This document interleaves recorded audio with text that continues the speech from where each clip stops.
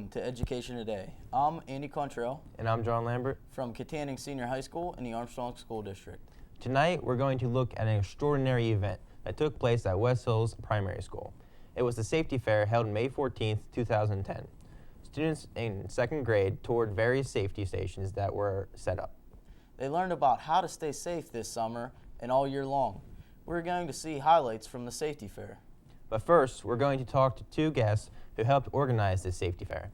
They are Mrs. Patty Swartzlander, second grade teacher at West Hills Primary School, and Jody Bierce, executive director of ACMH Hospital Foundation.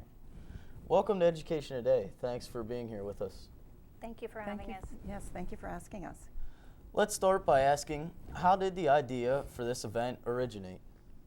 It originated, our auxiliary president, Peggy McCafferty, and a group of our auxilians went to Latrobe Hospital, where they had a safety fair for their school district.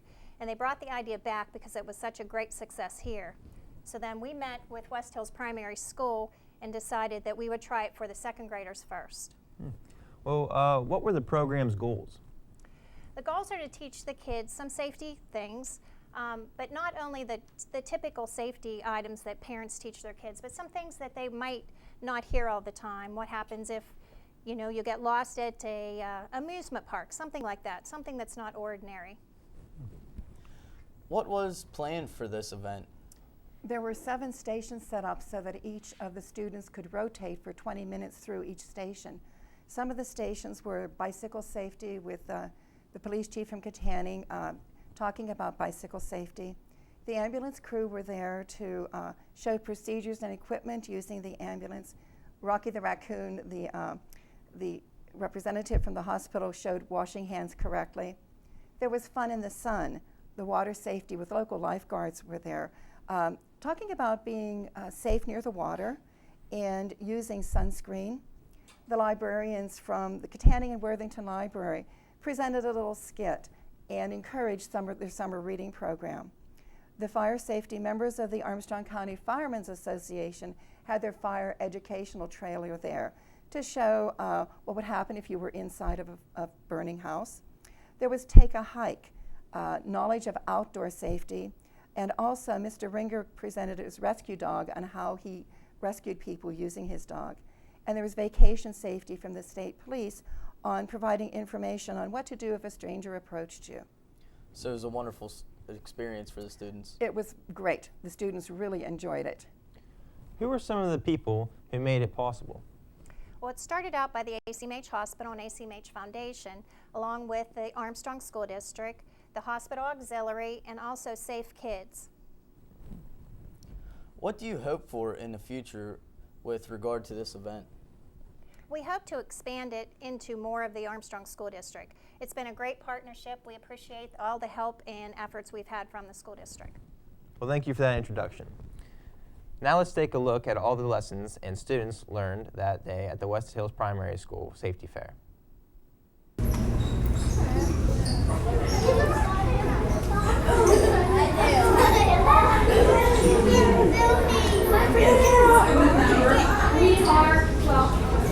Number 4 in the gym. I think it's in the corner.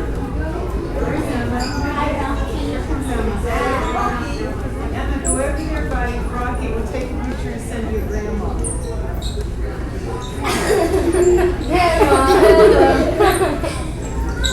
Back of the hand, near the bottom of the door. If it's hot, then don't go near it. You will. It's not hot right now, but okay. But in case the fire behind the door, never want to go if it's warm, okay? Because you can look. Yeah, and the smoke comes out. You don't want to go behind her, do you?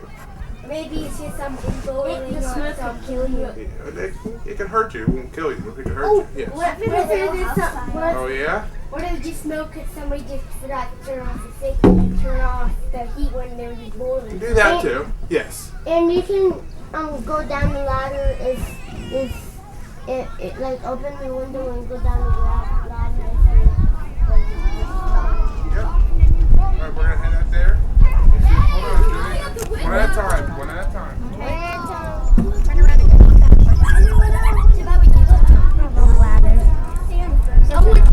Oh, there's a big mud puddle.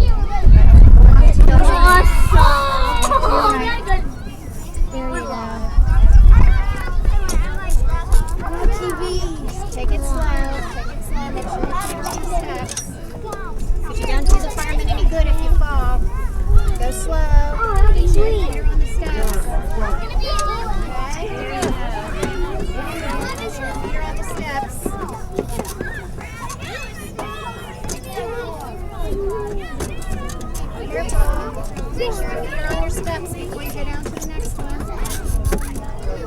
There you go. Good job.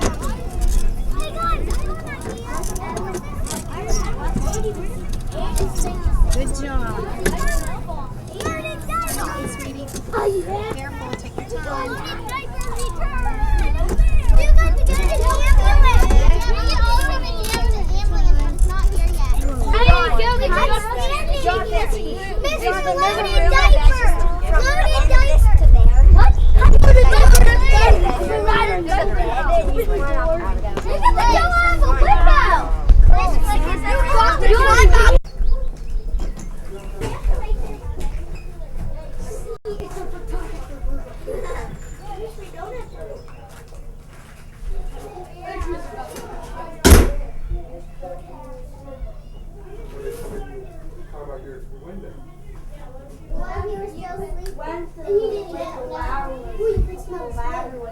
And talk to you a little bit about being safe on vacation. So I'm going to talk to you a little bit about being safe on vacation and also about being safe every day, because safety is really important. And a lot of people don't think about it, but it's something that we need to think about all the time. So if you have any questions or anything, if we have any time at the end, I'll get to them there. But really my only rules are the same rules that your teacher has, just no talking, please, and also raise your hand if you have an answer or something like that.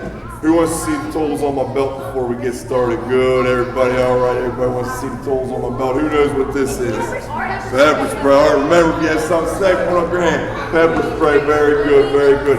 What does pepper spray do? Does anybody know what it does?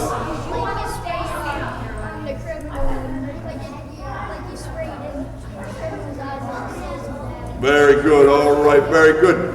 We take this, if somebody doesn't listen to the policeman, I tell them that they have to listen. If they don't listen and they put me in danger or anybody around me, then I can spray them with my pepper spray, and the pepper spray burn their eyes real bad in their throat and things like that. I have my baton right here.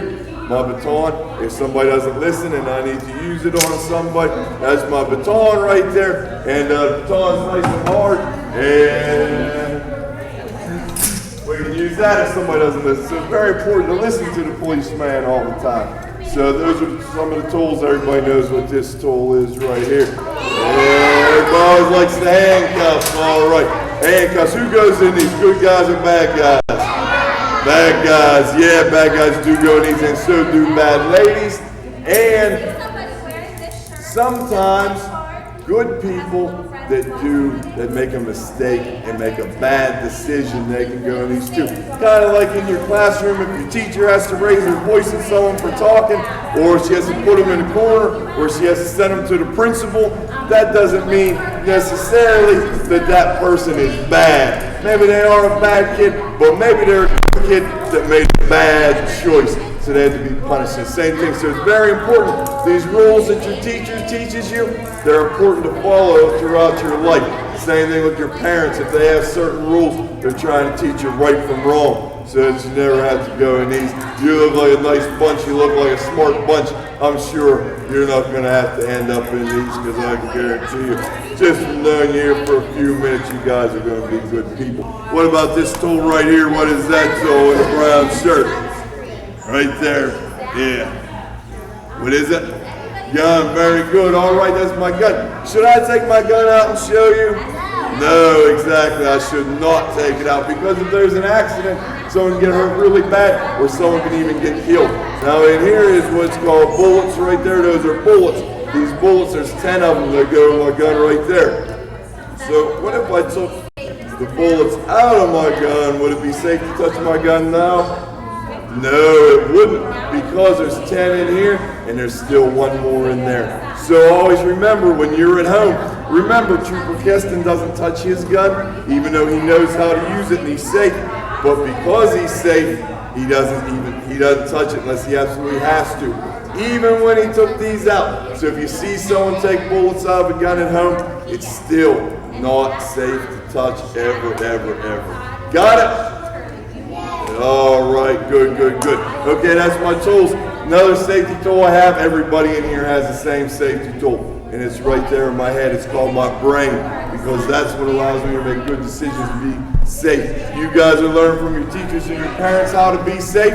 Everything you hear, you have to learn it, and you have to remember it, and use your brain to make good decisions so you don't get hurt and nothing bad happens to you. Now, when we go on vacation, we're going to talk a little bit about going on vacation. When we go on vacation, we have to remember some things. First, the ride there. What do we have to wear in the car when we go on vacation? Seatbelt. It's a long ride sometimes on vacation, but we need to wear that seatbelt, and we can't lay down in the car, because if we lay down, we don't have our seatbelt in. We can't slouch in the car. Why? Because even though we have a seatbelt on, we can get our back or our neck messed up real bad if we slouch. Still have to sit up straight.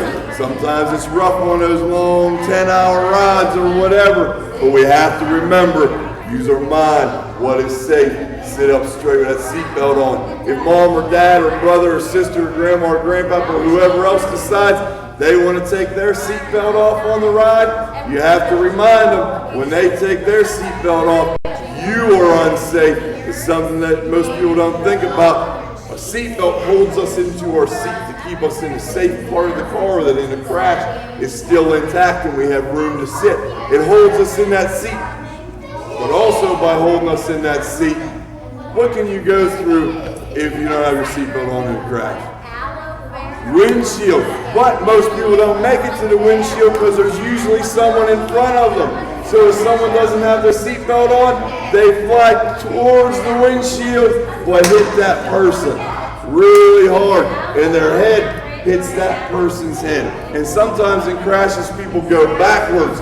So if mom or dad doesn't have their seatbelt on, holding them in that seat, they may come backwards on top of you. If someone next to you doesn't have their seatbelt on, they can fly sideways. Their elbow hits you in the head, or their hard knee hit you in the head, or their head. So you have to remind them, when you don't wear your seatbelt, mom and dad, brother, sister, grandma, grandpa, whoever, you put me in danger because you could land on top of me and hurt me really bad. And it might be something they don't know, and maybe they'll think and go ahead and put that seatbelt on. Also on vacation, we may want to take games and things like that, put them in the car. If they're big and hard and whatever, and they might hurt somebody in a crash, we have to remember those things fly through the car. So if we have a minivan or SUV with all of our suitcases in the back, maybe mom or dad, you might want to ask them, remind them, maybe we should get one of those cages like for dogs that block all that luggage from coming forward and hitting the rest of the family. If there's a crash, we have to slam on the brakes, because in a crash, that stuff will all fly through the vehicle and hit everybody. So just remind them, hey, you might want to put that gate up there. Also, you have to know where you're at. Why? Because what number do we call if there's an emergency? What number? 911, exactly. So in the car, somebody will probably have a cell phone, mom or dad. Know where that cell phone is at. Know if it's in mom's purse. Know if it's in the glove compartment. Know if the cell phone is in your dad's pocket. That way, if there's a crash or something happens along the way and you can't wake mom or dad up, you can get to that cell phone because you know where it's at, and you can call 911. And even if you take a vacation in California or Arizona or Utah, wherever, however far away, Florida, you can still call 911 on your cell phone and they'll send you help. But you also have to know where you are at, which means when you go on vacation, you have to know, just like when you're at home, you have to know your address, right? When you call the police. When you're on vacation, you also have to know where you're at when you call 911. So, when you drive down the road, look at street signs. You can play a game with mom or dad. Say, hey, every road that starts with an A, I get a point. Every road that starts with a B, mom gets a point.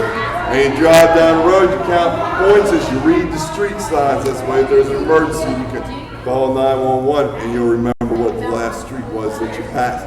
If you're Good morning.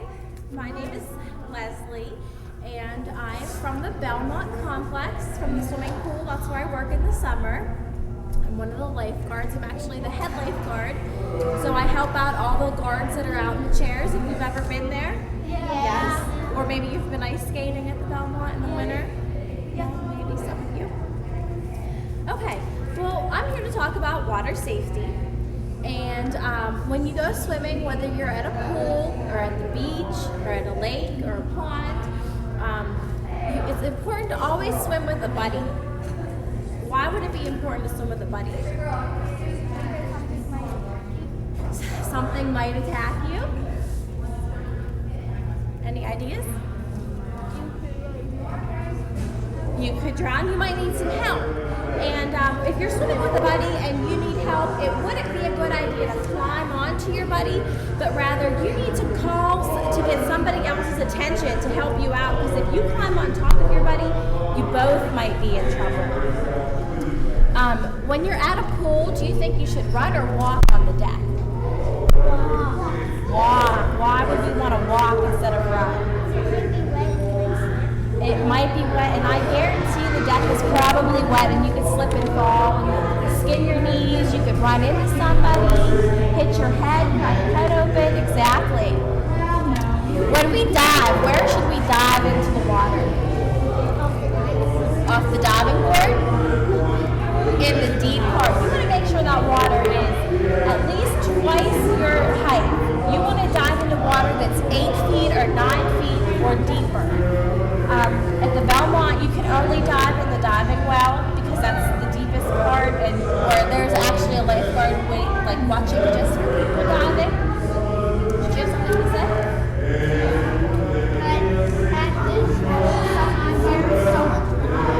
Oh yeah. Well, we have accidents sometimes, and those are taken care of. When you're swimming, should you chew gum or eat while you're in the water? You don't want to chew gum, because you need to, when you swim, you're using your arms, your legs, and it's a lot of energy. You need to be able to breathe and not have that gum in your mouth blocking your airways. When we swim or when we are on a boat, what should we wear? A life jacket.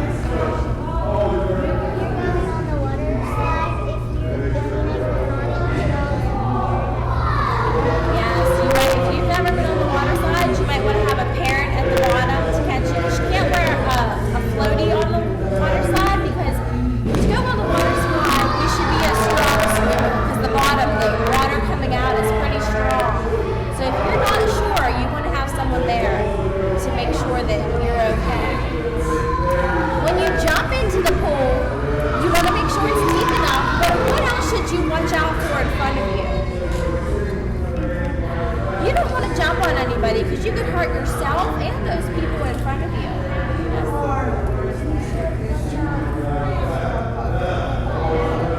The rim of the pool, yeah, you can hit your head if you want to jump straight out and watch where you're going. You don't want to spin around and do crazy things and flip, because you can hit your head or your arm, your shoulders. Also, when we're out in the sun swimming or playing, we need to protect our skin. What do we wear to protect our skin?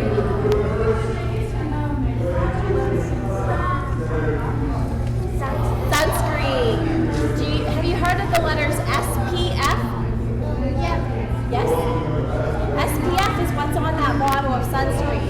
And SPF stands for Sun Protection Factor. And that number after SPF is how strong that lotion is. And the stronger it is, the higher the number, the better it is. And the lowest number that you want to have is 15. So always make sure you wear at least SPF 15. And I think now they make sunscreen that goes up to 55 and 65, so it's pretty strong. But when you wear sunscreen, you need to reapply it. You can't just put it on once and you're good to go for the entire day. Well, hello, second graders. What a day, huh? Great day for fishing. Are any of you fishermen? Quite a few, huh? Well, I've been reading this great book, and it reminded me how much I love to fish. So I got my pole and a pot full of worms, and I'm ready to go. So, where could I go fishing? Yes, sir. A pond or a lake. A pond or a lake. Where else could I go? To a lake?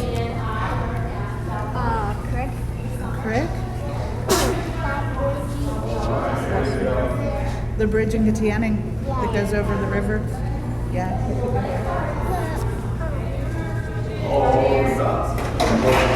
I'm sorry, what? The sea? The ocean? Did you have something? You can say it again if somebody else said it. Yeah? Where the buffalo? We go to the Buffalo Club. Where the Buffalo Club is. Yeah, I'm pretty sure. Did you have somewhere else? The river? There's lots of places. Well, let's see if we can catch something in this water here. Hey, fisher girl. You're not seriously trying to fish in this water, are you? Right, a talking fish. This is crazy. I must be crazy. I need to go home and take a nap. You must be crazy. Don't you know this is magic water? Oh, really? And I suppose you're a magic fish. Well, duh. Go ahead, make a wish. You know you want to. Okay, Marlon. If you really mean it, I'd like a puppy. Oh, that's easy. Hang on a second. When you damage, you break your helmet, you want to get a new one. Because when it's cracked, it can't protect your brain the next time. Okay? So, now let's see what happens when we drop the weight, hopefully. See what happens to this. We're not doing very good at aiming. What do you think will happen? Nope, didn't hit it right. Try it again. I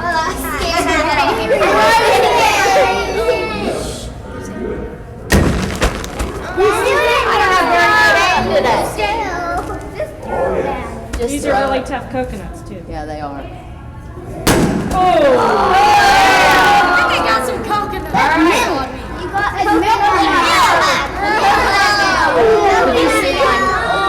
If you would hit something, a car, a tree, the ground, a pole, this is what could happen to your head. It could literally split open. And then your brain inside, what happens? You damage it. Yeah, it could do a lot of damage. brain juice. Brain juice. So, your brain is a very soft. This is not a real brain, just so you know, and you can touch it. But this is how soft your brain is. So it's inside that hard shell, your hard head, and this is a blood clot, a pretend blood clot.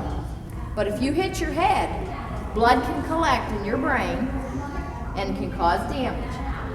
And it might cause that you can't walk again, or you can't talk, or you can't remember things. You won't be able to remember your friends or your parents.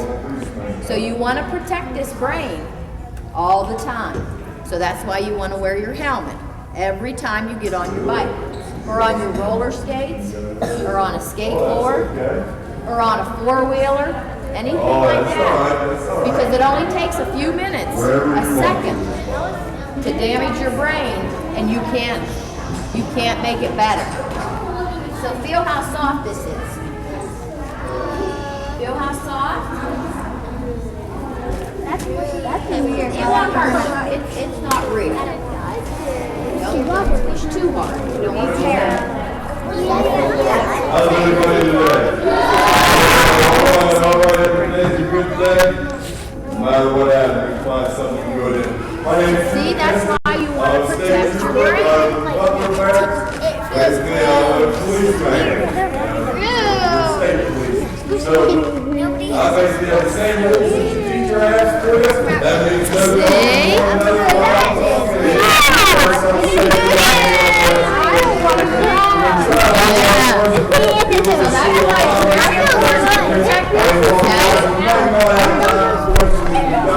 Now, how many check their bike before they get on? Okay. What do you check it? She'll be walking one way, I'll be walking towards her, and then she'll ask if she can greet my dog.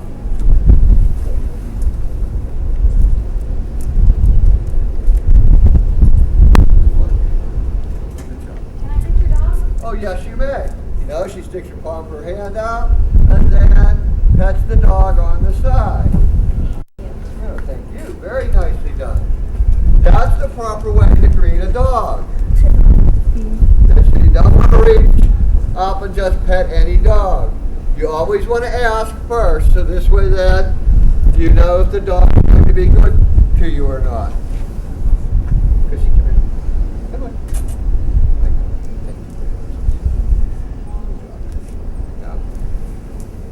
Now, second part of my speech, what to do when you go into the woods. When I go into the woods, I take a garbage bag with me. It has a hole in it, so I can put it over my body and stick my head through the hole. This way, if it starts to rain while I'm out there, I can stay dry. Okay? And yes, I have my garbage bag right there. Of course, I'm not planning on going to the woods, but I usually have one with me in case I get lost. Actually, this one's my dog, this one's mine. And yes, I keep my dog dry when I'm out in the woods. Now, if I should get lost, the garbage bag now also acts as a blanket to keep me warm. If I should get lost, what I would do, find a tree or a unique landmark, sit at the base of it, and I will stay there till somebody calls my name. I will answer them, do not move from that spot, and help them come in to get me. Usually when the people come get you, there'll be several. They'll have uniforms on, or at least one or two of them in the search team will have uniforms on. Whether it's me as a search and rescue person who does have a search and rescue uniform, or a fireman who now has his fire uniform. Of course, a police officer will also have a uniform. You'll see one of those three uniforms if you're ever lost and they come to find you. Again, you stay put, wait for them to call your name, you answer it, and they will come to you. Well, that's our show for today. I'd like to thank our guest, Patty Swartzlander, a second grade teacher at West Hills Primary, and Jody Beers, the Executive Director of the ACMH Hospital Foundation, for making this show possible. I'd also like to thank the TV production students from Kittanning High School, led by their teacher, Mr. Josh Mikolos. They were our film crew today. Please join us again next week for another look at the Armstrong School District, or visit our website for updated information about the district, and have a great week.